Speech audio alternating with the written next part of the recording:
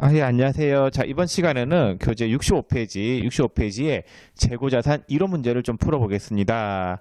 자, 1번부터 볼게요. 자, 1번에 다음은 재고자산을 취득하면서 발생한 내용이다. 취득원가에 포함시킬 수 없는 것은 3번이겠죠. 매입 애누리는 빼야 되는 거고 2번은 답이 3번이에요. 포함시켜야 하는 항목으로 가장 적절한 건 3번인데 1, 2, 4는 판매와 관련된 비용이죠. 판매와 관련된 비용은 판매비와 관리비로 처리해야 된단 말이에요. 답은 3번이 되겠고 3번이 구매할 때 들어간 비용이잖아요. 3번 문제 볼게요. 3번에 다음 중 재고자산 취득원가 측정에 대한 내용으로 올바른 것은 했는데 1번 매입과 관련된 할인 애누리는 취득원가에서 차감하지 않는다. 빼야 되겠죠? 2번 취득 과정에서 정상적으로 발생한 부대 비용은 취득원가에 포함하지 않는다.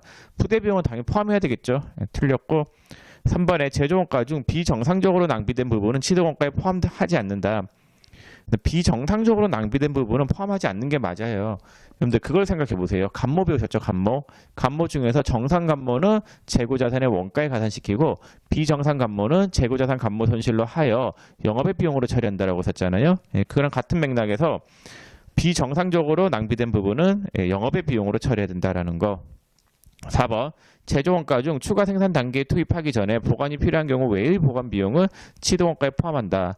이 문구가 좀 어려울 수 있는데 앞에서 한번 설명을 드렸었죠. 다시 한번 말씀드리면은 회사에 이렇게 공장이 있다고 할게요. 자, 공장이 있는데 공장에 염색 공정이 있고 그 다음에 조립 공정이 있다고 할게요. 조립 공정. 공정이 두 가지가 있는데 염색 공정에서 조립 공정으로 이제 넘어가야 돼요. 넘어가는데 잠깐 어딘가에서 보관을 해야 된단 말이에요. 보관해야 된다. 뭐 창고 같은 데에서 보관을 한다라고 하면은 이 보관과 관련된 비용이 들어가겠죠. 이 비용은 재고자산의 취득원가에 포함을 해야 되는 게 맞아요. 왜냐면은 공장에서 발생한 비용이기 때문에. 무슨 말이냐면요. 여기가 상겹이라고 하면은 이 차변에 오는 상품 금액이다라고 하는 거는 상품을 사면서 들어간 비용들이 상품 금액이 될 거예요. 상품의 취득원가는 매입가액에서 취득 부대 비용을 더하고 뭐 매입 환출이나 애누리, 매입 할인을 뺀 금액이 상품 금액이 되잖아요. 그런 식으로 계산하면 되는데 이 제품, 제조기업의 제품이다라고 하는 거는 사오는 게 아니기 때문에 이 금액을 얼마로 잡아야 될지가 애매하단 말이에요. 이 금액이다라고 하는 거는 재고 자산을 만드는 데 들어가는 비용, 만드는 데 들어가는 비용이 제품 금액이 된단 말이에요.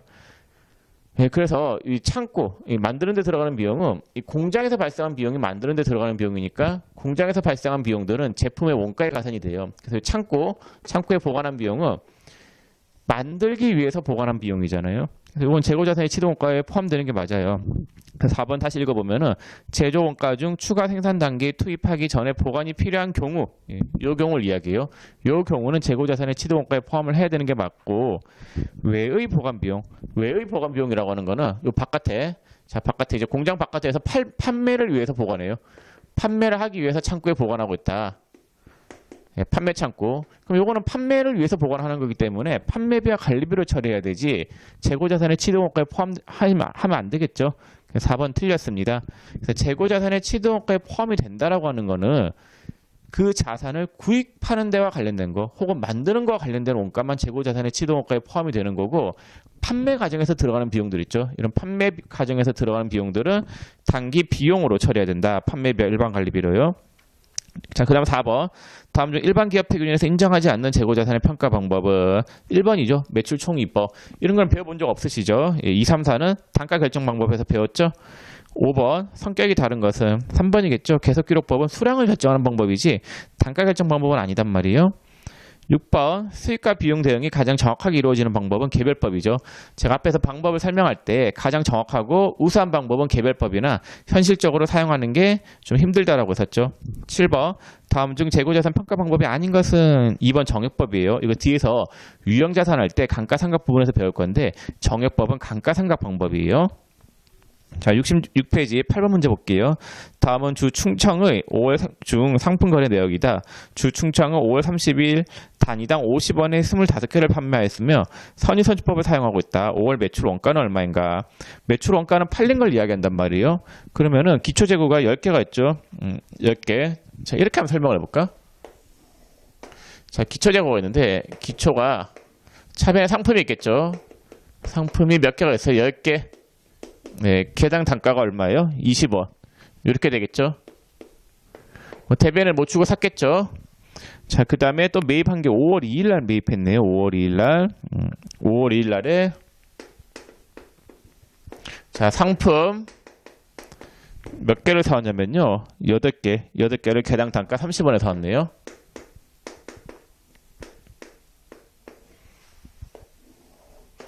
자, 그 다음에 5월 10일 날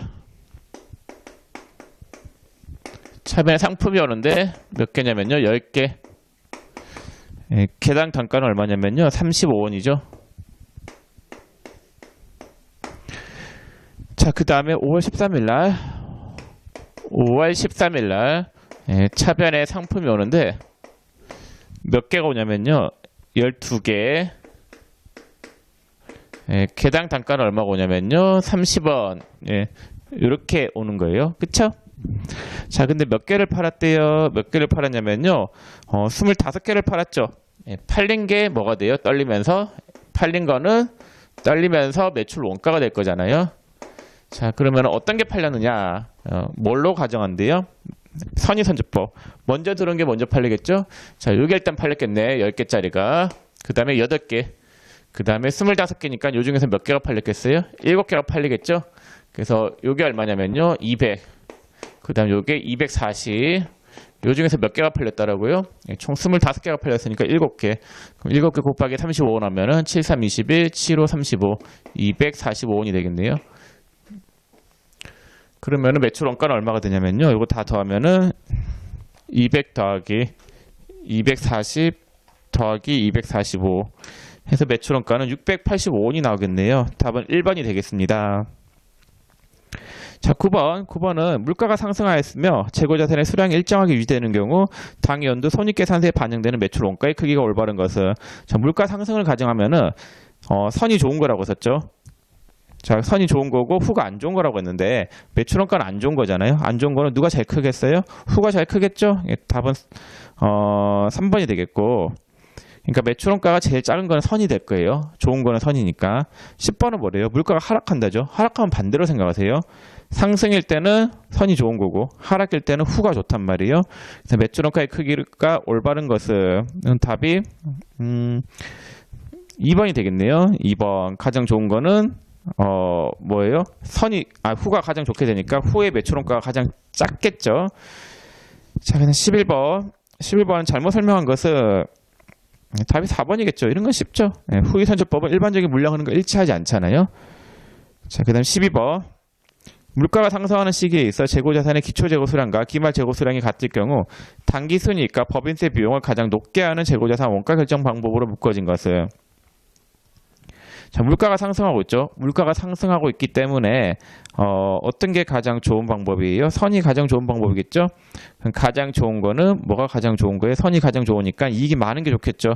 그래서 일단은 답은 1번 아니면 4번이 되겠고, 당기순이익은 선이 가장 클 거고, 법인세 비용은 당연히 이익이 많이 나는 회사가 법인세 비용이 많이 나올 거예요. 그래서 이익이 가장 높은 선의선주법이 법인세 비용이 많이 나오겠죠. 답은 4번이 되겠습니다. 법인세 비용이라고 하는 거는 회사의 이익에 대해서 세금을 적용시키기 때문에 그 이익이 많이 나는 회사가 법인세 비용도 많이 나오게 되어 있습니다. 자, 그 다음 13번.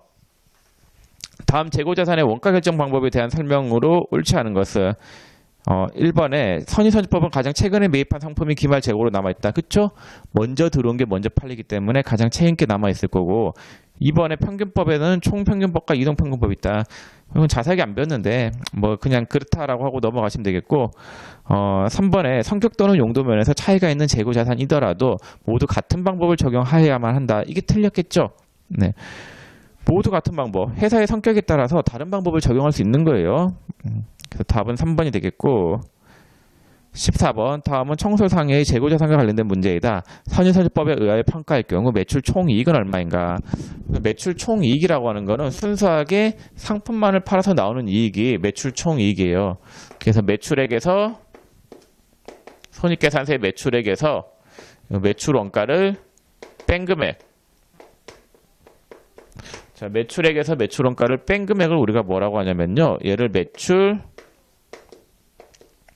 총이익이다라고 합니다. 매출액에서 매출원가를 뺀 거를 매출 총이익이다라고 하는데, 자, 이거 어떻게 구하냐면요. 일단은 판 게 몇 개예요? 14번에 봤더니 10월 15일 날에 매출이 25개가 있죠. 그럼 25개 곱하기 몇 개가 팔렸나요? 아, 개당 140원에 팔렸네요. 여기 매출이겠죠. 여기 매출이고, 그 다음에 원가가 이 25개에 대응되는 원가가 얼마냐? 이걸 구해야 된단 말이에요. 자, 무슨 법을 가정한대요? 선의선주법. 먼저 들어온 게 먼저 팔리겠죠. 그럼 25개가 팔렸으니까 일단은 10월 1일 날에 구매한 게 먼저 팔렸겠죠. 10월 1일 거 10개. 10월 1일 거는 개당 단가가 얼마냐면요. 100원. 자, 그래도 몇 개가 부족해요? 15개. 15개는 그 다음에 구입한 거에서 팔렸겠죠. 10월 8일 날. 10월 8일 날에는 개당 110원에 닿았네요. 그래서 매출 원가는 이렇게 나오겠죠. 그러면은 요 계산하면은 얼마가 되냐면요. 매출액은 25개 곱하기 140 해서 3,500원. 그 다음 매출 원가는 10개 곱하기 100원. 그 다음에 15개 곱하기 110원. 그래서 2,650원이 되겠네요. 2,650원. 그럼 3,500원에서 2,650원을 빼면은 매출 총이익은 850원이 나오겠습니다. 1번이 답이 되겠죠? 12번 다음 재고자산의 원가 배분에 관한 내용이다. 선의선지법의 특징이 아닌 것은 그 답이 4번이겠죠. 이익을 가장 적게 선은 좋은 거라고 썼죠. 좋은 거니까 이익은 어떻게 되겠어요? 높겠죠. 높게 보고가 되겠죠. 그래서 보수적인 건 아니에요. 자, 16번 제품 장부상 재고 수량은 200개이나 실질 재고조사 결과 180개인 것으로 판명되었다. 개당 원가가 200원이고 시가가 180원일 경우 제품 감모 손실은, 자, 감모 손실이 얼마냐? 자, 수량이 200개죠. 곱하기 원가가 얼마냐면요. 200. 근데 시가 자료 이용하면 안 돼요. 시가는 재고자산 평가 손실 구할 때 구하는 거지. 지금 감모 손실 구할 때는 산 원가에서 감모가 되는 거잖아요. 자, 몇 개로 감소가 됐어요? 180개. 개당 단가는 200원이죠. 그러면 얼마만큼의 감모 손실이 있어요? 4,000원이겠죠? 답은 1번이 되겠고, 17번 틀린 것은 1번 재고자산의 취소원가를 재무상태표 가액으로 한다. 맞는 말이죠. 2번 재고자산의 시가가 취소원가보다 높은 경우에는 시가를 재무상태표 가액으로 한다.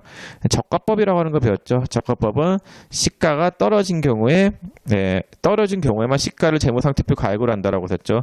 17번의 답은 2번이 되겠고, 그 다음에 18번하고 19번은 여러분들 읽어보세요. 자, 18번하고 19번을 읽어보는 게 아니라 그 3번하고 4번은 여러분들 읽어보시고, 자, 다음 페이지 18번 문제 볼게요. 다음은 재고자산 평가에 대한 설명이다. 틀린 것은 답이 4번이겠네. 재고자산 감모 손실이 비정상적인 것으로 판단되는 경우에는 영업의 비용이 아니라 맞는 말인데? 자, 그 18번에 1번부터 읽어볼게요. 1번에 재고자산 평가 손실 누계액은 재고자산의 차관 계정을 표시한다. 맞는 말이고, 그쵸. 재고자산 평가 손실은 대변의 재고자산 평가 손실 충당금이라고 하는 재고자산 차관 계정을 쓴다라고 썼죠. 2번이 틀렸네. 재고자산의 평가 손실은 영업의 비용이 아니라 매출 원가로 처리한다라고 썼죠. 원가에 가산시킨다라고 썼고, 자, 19번 문제. 다음은 기말 재고자산에 포함될 항목의 결정에 대한 설명이다. 틀린 것은 1번 적성품은 수탁자가 판매한 경우 위탁자의 재고자산에서 제외한다. 그쵸? 팔린 거니까. 수탁자가 판매했으면 그때는 팔린 거니까 제외해야 되는 게 맞고, 2번 시성품은 매입자가 매입 의사 표시를 한 경우 판매자의 재고자산을 제외한다. 그쵸? 구매 의사 표시를 한 경우에는 팔린 거니까 제외해야 되는 게 맞고, 3번 할부 판매 상품은 인도 기준으로 매출을 인식하므로 대금 회수와 관계없이 인도 시점에 판매자의 재고자산에서 제외한다. 그것도 맞죠? 왜냐면 할부 판매는 대금 회수 여부와 관계없이 인도한 시점에 팔린 거기 때문에 인도한 시점에 제외해야 된다. 맞는 말입니다. 4번 미착품이 도착지 인도 조건인 경우 도착 시점에서 판매자의 재고자산에 포함한다. 아니죠. 도착 시점에 구매자의 재고자산에 포함해야 되겠죠. 여러분들 제가 성구 도판이라고 썼죠. 성구 도판이 적용이 안 되는 게 이 문제가 좀 적용이 안 되는데, 도착지면 무조건 판매자의 재고자산이라고 썼잖아요. 그거는 제가 말씀드린 그거는 물건이 있잖아요. 바다 한가운데 있을 때 이야기예요.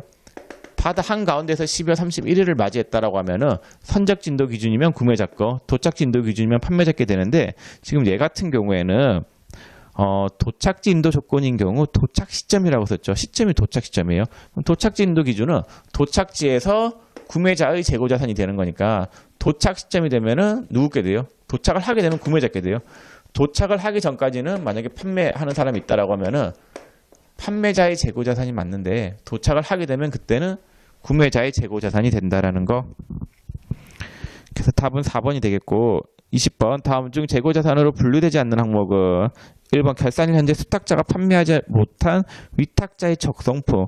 수탁자가 아직 못 팔았기 때문에 팔린 게 아니니까 회사께 맞죠? 예, 포함해야 되는 게 맞고 2번에 할부 대금이 모두 회수되지 않은 할부 판매 상품. 대금이 회수가 안 됐죠. 회수가 안 됐으면 팔린 거예요, 안 팔린 거예요? 그랑 상관없죠. 예, 할부는 인도한 시점에 전부 다 팔린 걸로 본단 말이에요. 대금 회수 여부와 관계없이 인도한 시점에 전부 다 팔린 걸로 보기 때문에 예, 재고자산으로 분류가 되지 않겠습니다. 그러니까 모두 회수되지 않은 할부 판매 상품 같은 경우에는 팔린 거예요, 안 팔린 거예요? 안 팔린 거죠. 자, 안 팔렸기 때문에 회사 거죠. 네, 회사 거기 때문에 판매자 거예요, 아니에요? 네, 할부 판매 상품이잖아요. 아니 그러니까 지금 할부 대금이 모두 회수되지 않은 할부 판매 상품이니까 일단 팔린 거잖아요. 그러니까 인도된 시점에 이미 팔린 거기 때문에 내 게 아니잖아요. 내 게 아니기 때문에 빼야 된다 이 말이에요. 그러니까 할부로 팔았으면은 인도가 되고 인도가 먼저 일어난 거죠. 인도가 먼저 되고 그 다음에 대금 회수가 오는 거잖아요. 인도하고 난 다음에 대금 회수가 오는 거기 때문에 자 이미 넘어갔죠. 그럼 이제 내 거에 내 거 아니에요? 내 거 아니죠? 대금 회수는 나중에 이루어진다 하더라도 일단은 팔린 거다. 그래서 내 게 아니다. 재고자산으로 분류되지 않겠죠? 3번 결산일 현재 매입의사 표시 없는 시성품. 답은 일단 2번이에요. 3번에 결산일 현재 매입의사 표시가 없는 시성품은 팔린 거예요? 안 팔린 거예요? 안 팔렸으니까 내 거죠. 판매자 거 맞죠? 4번 선적지 인도 기준으로 매입한 결산일 현재 운송 중인 상품. 자, 이 사람은 매입하는 사람이에요? 판매하는 사람이에요? 매입하는 상품, 매입한이라고 했으니까 이 사람은 매입자예요. 선이면은 무조건 누구 거라고 했어요? 구매자 거라고 했었죠. 바다 한가운데 있으면은. 바다 한가운데 있는 물품, 아직까지 도착하지 않은 물품은 선적지면은 구매자 거단 말이에요. 그럼 이 사람 거죠. 선적지면은 매입한 거니까네. 그래서 재고자산으로 분류되지 않는 항목은 2번이 되겠습니다. 자, 이렇게 해서 재고자산 1호 문제를 다 풀어봤고, 이제 그 뒤에 잠깐만 쉬었다가 그 뒤에 재고자산 실전 연습 문제, 분계 문제들을 한번 풀어보겠습니다.